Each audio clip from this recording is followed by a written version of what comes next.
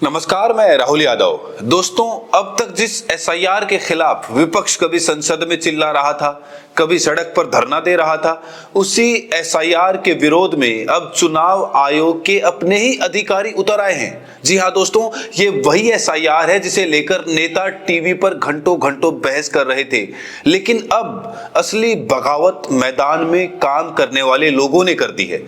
हालात ये हैं कि बीएलओ से लेकर तहसीलदार तक सबने हाथ खड़े कर दिए हैं। नियम बनाने वाले एसी दफ्तरों में बैठकर एक लाइन में आदेश तो निकाल देते हैं कि जाइए एसआईआर करिए, लेकिन जमीनी हकीकत वो तो कुछ और ही कहानी सुना रही है। और सीधे तौर पर इस एसआईआर प्रोसेस के विरोध में अब चुनाव आयोग का उनके अधिकारी ही बॉयकॉट करते हुए नजर आ रहे हैं।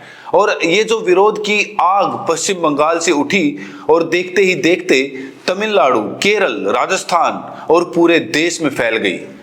जिस एसआईआर को लेकर चुनाव आयोग और बीजेपी इतनी खुश थी, और आज वही एसआईआर अधिकारियों की नाक में दम किए बैठी है। स्थिति ऐसी हो गई कि नेता क्या विरोध करेंगे, अब तो अधिकारी ही चुनाव आयोग के खिलाफ मोर्चा खोल चुके हैं। केरल सरकार पहले ही सुप्रीम कोर्ट पहुंच चुकी है और अब तमिलनाडु के अधिकारी भी बगावत पर उतर आए हैं और सीधे सीधे बॉयकॉट का ऐलान कर दिया गया। मतलब दोस्तों, वोटर लिस्ट सुधारने निकले, इस प्रोसेस के अंदर खुद इतना ज्यादा बवाल हो गया है कि उसे सुधारने वाले ही अब उससे दूरी बनाने लगे हैं। और सबसे बड़ी बात आप देखिए कि तमिलनाडु में हाल ये है कि कर्मचारियों ने साफ कह दिया कि हम ये एसआईआर वाली भारी भरकम काम नहीं कर सकते। उनका कहना है कि काम बहुत ज्यादा है, लोग कम है, काम ज्यादा है, कठिनाई हो रही है, ट्रेनिंग भी ठीक से नहीं हुई और जितना मेहनताना मिलता है उससे मेहनत कई गुना ज्यादा हो रही है। इसीलिए उन्होंने विरोध करने का फैसला किया। उधर केरल में सरकार ने ही कह दिया कि अभी राज्य में स्थानीय निकाय चुनाव चल रहे हैं। ऐसे में एसआईआर जैसी बड़ी प्रोसेस के साथ ये कराना बहुत ज्यादा मुश्किल है। इसलिए उन्होंने सुप्रीम कोर्ट जाकर मांग की कि चुनाव खत्म होने तक एसआईआर को रोक दिया जाए। और चुनाव आयोग की माने तो 12 राज्यों और केंद्र शासित प्रदेशों में अब तक 50 करोड़ से ज्यादा फॉर्म बांटे जा चुके हैं और 98% वोटर्स को फॉर्म मिल भी चुका है। लेकिन जो असली दिक्कत है वो कर्मचारी झेल रहे हैं, जो जमीन पर जाकर कर्मचारी काम कर रहे हैं, लोगों से मिल रहे हैं, लोगों के ताने भी कई बार सुन रहे हैं। उन लोगों को जमीनी स्तर पर बहुत ज्यादा परेशानी झेलनी पड़ रही है। इसी बीच IUML इन्होंने भी सुप्रीम कोर्ट में याचिका लगाई। उनका कहना है कि एसआईआर और स्थानीय चुनाव दोनों एक साथ नहीं हो सकते। कारण इसका साफ है कि केरल में 9 और 11 दिसंबर को चुनाव होने वाले हैं और एसआईआर का ड्राफ्ट 4 दिसंबर को जाना है, यानी दोनों काम एक साथ तो नहीं चल सकते।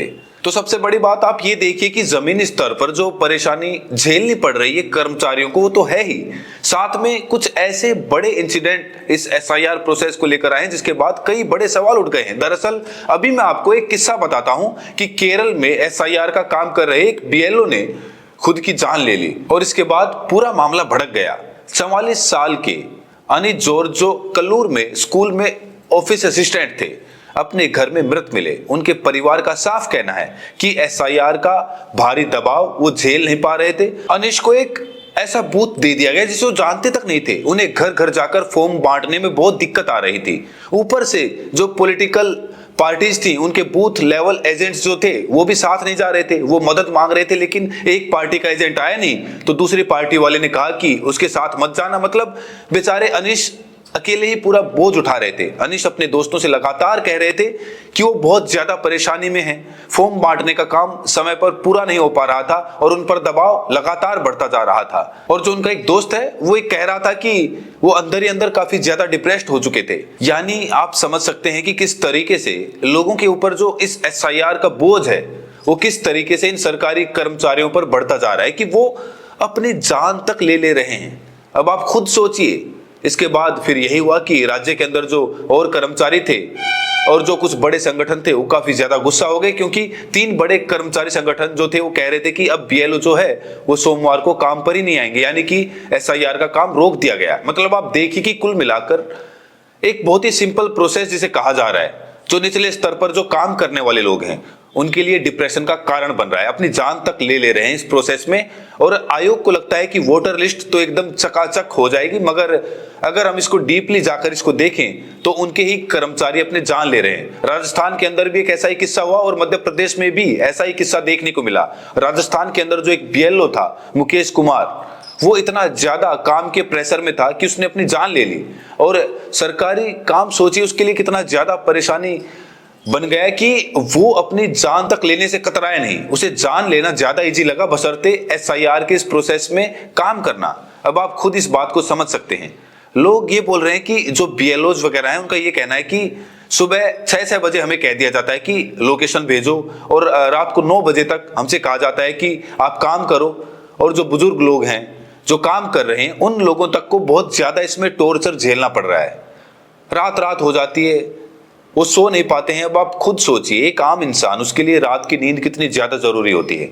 अगर आप एक रात पहले कम नींद लेते हैं, 3-4 घंटे की नींद लेते हैं, और उसके अगले दिन अगर आप कोई काम करते हैं, आपको पता है कितनी थकान, कितना तनाव होता है, वो महसूस होता है। तो ये बीएलओ जो सोचिए फील्ड पर काम कर रहे हैं और उसके बाद फिर इनको अलग से प्रेशर दिया जाता है। पॉलिटिकल पार्टीज का जो प्रेशर है, साथ में चुनाव आयोग का जो प्रेशर है, वो तो है ही। जिन घरों में जाते हैं वहां पर लोगों को इनको समझाना पड़ता है कि आप अपने फॉर्म्स को ऐसे भरिए, ऐसे करिए। मतलब उन लोगों से डील करना अपने आप में एक बड़ी बात हो जाती है। और ऐसे में ये लोग बहुत ज्यादा तनाव महसूस कर रहे थे। अब देखिए, सबसे बड़ी बात आप यहाँ पर ये देखिए कि एक सरकारी स्कूल का टीचर है जिसको इस एसआईआर के प्रोसेस में कहा जा रहा है कि जाइए आप फॉर्म वगैरह भरवाइए और एसआईआर प्रोसेस को पूरा करवाइए। लेकिन आप सोचिए, एक स्कूल का टीचर है जिसने अपनी पढ़ाई लिखाई की होगी ये सोचकर कि वो एक सरकारी टीचर बनेगा और उसके बाद उसका काम सिर्फ और सिर्फ जाकर बच्चों को स्कूल में पढ़ाना होगा।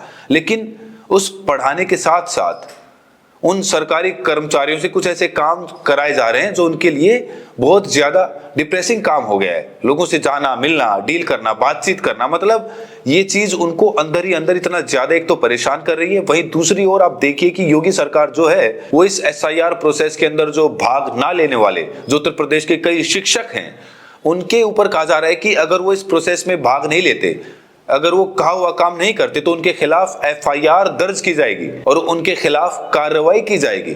अब आप खुद देखिए कि एक तरफ एसआईआर को लेकर विपक्ष जो विरोध कर ही रहा था, वो तो बोल ही रहा था कि संसद से लेकर सड़क तक विपक्ष कह रहा था कि एसआईआर प्रोसेस जो है वो ठीक नहीं है, इसमें लोगों के नाम जानबूझकर हटाए जा रहे हैं ताकि जो विपक्ष का वोट बैंक है उसे हिलाया जा सके। तमाम तरह के आरोप विपक्ष लगा रहा था। लेकिन एसआईआर जमीनी हकीकत इसकी क्या है, जमीनी धरातल पर हम देखें तो एसआईआर प्रोसेस में भाग लेने वाले या इस प्रोसेस को पूरा करने वाले जो बीएलओज वगैरह हैं उनको किस तरीके से परेशानियां झेलनी पड़ रही हैं और कहीं ना कहीं तमाम चीजों को नजरअंदाज किया जा रहा है और इस एसआईआर के प्रोसेस को लगातार चलाया जा रहा है। ऐसे में ये सबसे बड़ी सोचने वाली बात है कि आखिर में इतनी परेशानियां इसको लेकर क्यों आ रही है।